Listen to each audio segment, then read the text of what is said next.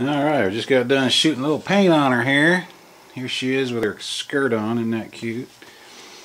But yeah, I just had to touch fins up a little bit there. Got her all masked off. Touched up a little bit. Next we'll do the body of it, the crankcase. Okay, well, we're all dressed up with nowhere to go here. Got a little paint shot on it. Looks pretty decent. I'll take the masking off here, show you how I did the masking on this engine. Looks pretty decent.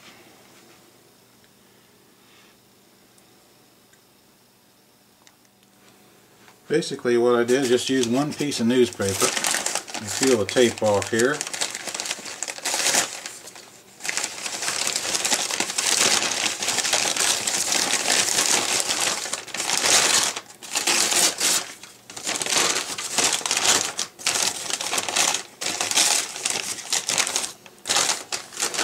And to paint the cylinder fins and mask the crankcase, I just took the paper and folded it down over the crankcase.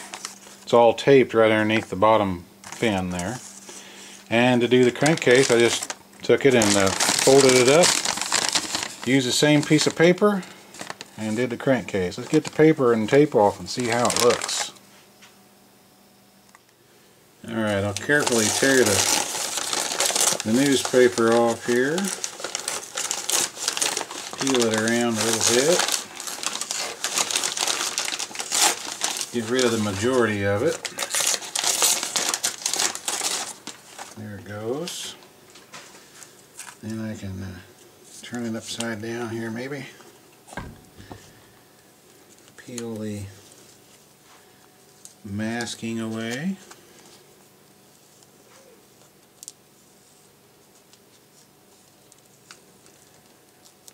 The only part that didn't get painted was about the best paint on the engine, which was the bottom of the bottom fin. So we'll just leave it alone because it looks pretty decent. And turn her back over here. And so far so good. I've got a little bit to take off the top here. I've got to get this peeled away. Get the tape peeled away from the crankshaft protrusions there. Thought I'd let you know that the red paint here is actually still a little green. So it just hasn't quite hardened yet. By in the morning, it's about 8 o'clock at night here now, and about in the morning, 7 or 8 o'clock, another 12 hours on it. It'll be as hard as the green there. The red will no longer be green. This is my favorite part of a paint job. Revealing what happened there and how it came out. And uncovering this pretty brass on here. Let's have a look. Ooh, nice. I didn't paint these. These aren't too bad, the bearing housings here. They're brass. And this part's polished. I polished those up a little bit. There'll be some nice polished oilers go in here. And another little oiler goes on right here. And it turned out pretty well. I'm happy. Got another little piece to get off here for the cylinder oiler.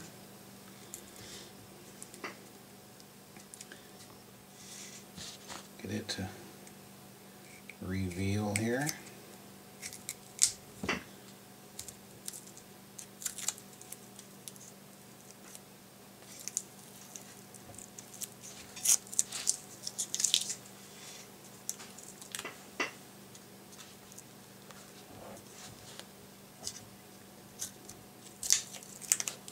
There we go. Looks nice so far. Now if I can keep from scratching it up, I'll be alright. I got a piece of paper in here that I gotta get out of there. Matter of fact, there's a couple pieces here I just stuffed in to keep paint off the rod there. There we go. Straighten it up.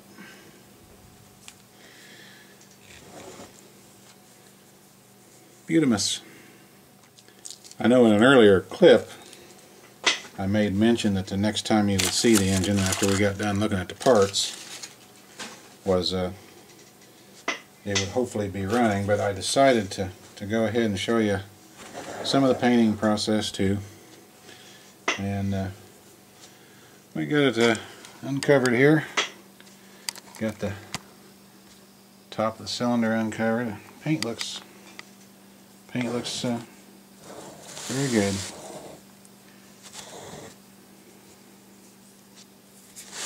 Hey, it's an old engine. It's got to be a little bit rough. So, on with the flywheels and the base. Definitely want to cover the ways of your lathe when you do this. And then mop them down good when you're done. I'll take some more of my 3M sandblaster here. That's the name of it. I don't know why they call it that, but cut a little bit of it. Fire up the machine. And as I said before, I'm not going for a mirror finish, I'm just cleaning it up good. And with this one, I'm just about finished here. I've been polishing on it for a little bit here. It's not running exactly true in the 3-jaw here, and that's okay. Doesn't have to.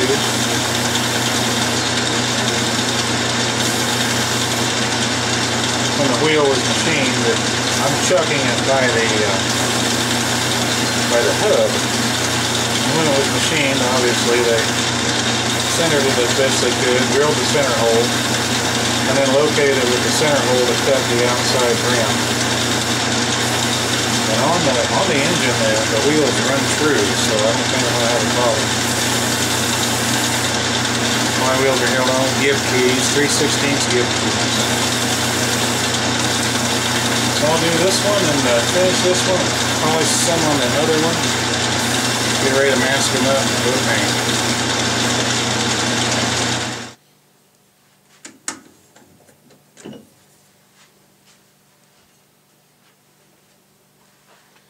The next wheel next.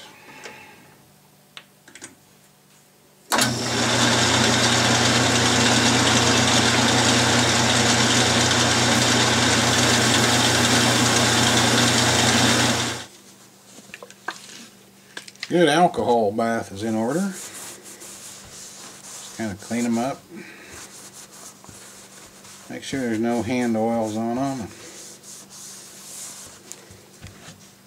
No other oils left. Sand grits all off of them. That type of thing.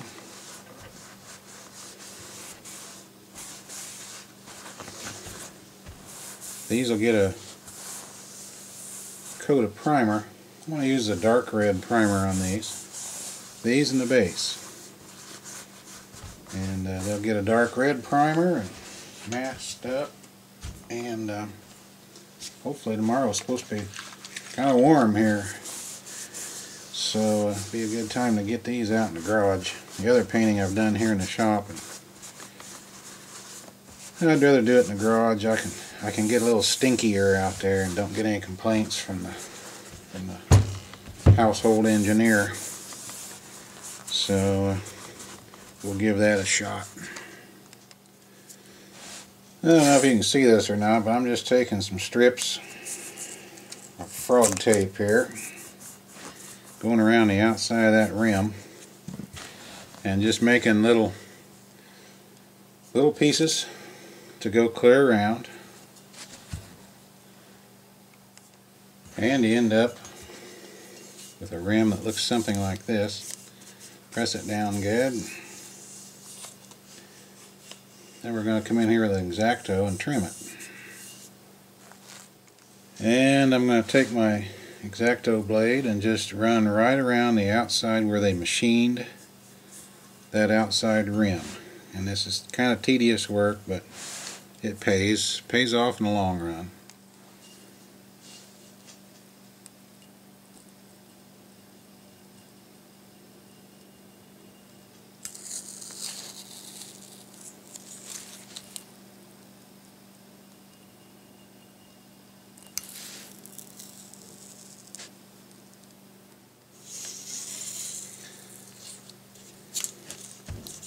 And just take a little piece of tape and put it around the outside, cover up any bare metal, and you're done.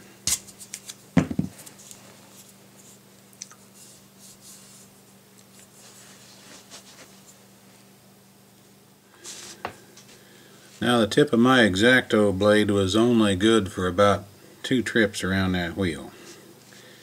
So instead of trashing the entire blade, I'm kind of cheap, so I'm just going to take a pair of pliers and break that tip off, and that gives me another sharp cutting surface to cut against that metal with, which really wastes those blades pretty quick. And by the way, keep track of those little tips you break off. You don't want to find those unexpectedly if you lose them in your carpet on top of your bench. Don't ask me how I know that.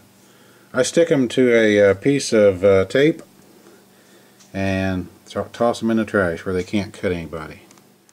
Here's the setup I'm going to use to paint the wheels. I've made a little axle here and put the wheels on with a piece of aluminum tube running through, and I even made my own little cotter pins out of some wire and some wood washers to try to help keep the paint out of the center of the hub. Just one less step of cleaning I will have to do once I get these things painted. But just thought I'd show you this little setup. I'll put it out in the vise out in the garage and set it out there, and I can turn the wheels as I'm painting them and hopefully get all the nooks and crannies on these as well.